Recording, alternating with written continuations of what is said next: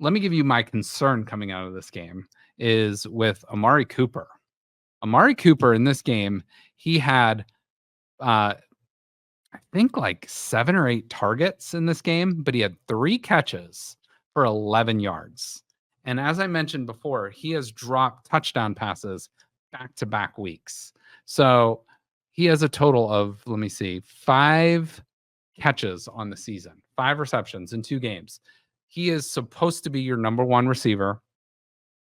So remember, there was the offseason rumors about maybe the Browns putting him in a trade with the 49ers.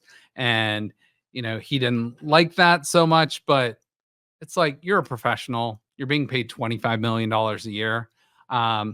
Shorthanded, like that is your reputation. Is always shorthanded. Yeah. Yep.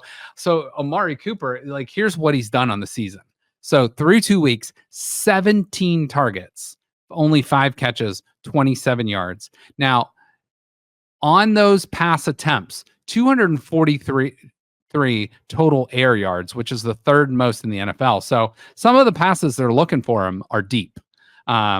So every depth of target for him, if that just means the average depth of target, 11.5 yards. So every time Watson has dropped back to pass, if you factor in all 17 targets, 11.5 is the average depth of target. But 4 drops already this season, which is bad, real bad. So I'm just putting this out there. If you're a fantasy football owner, I would expect a big week out of Amari Cooper this week, because I think now the Browns are off the schneid a little bit. You kind of put that ugly performance against Cowboys week 1 behind you. The Browns had that convoluted week there too, with like the Deshaun Watson off the field stuff. Now it's like, it's time to put that stuff behind you. You're playing a team that you need to beat in the New York Giants this week. So I'm expecting, who, by the way, doesn't have very good corners.